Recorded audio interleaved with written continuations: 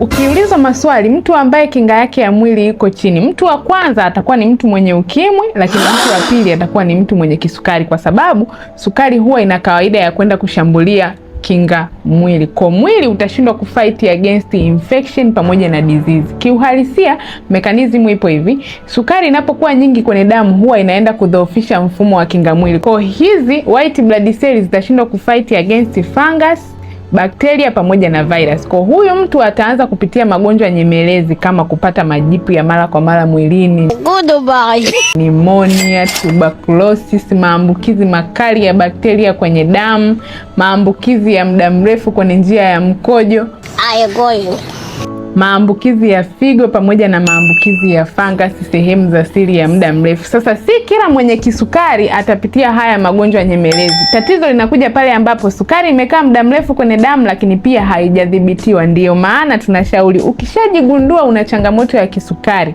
hakikisha unatafuta matibabu haraka sana, kwa sababu una access ya kuanza kuugua haya magonjwa nyemelezi kama sukari itaenda kushambulia mfumo wako wa kinga mwili.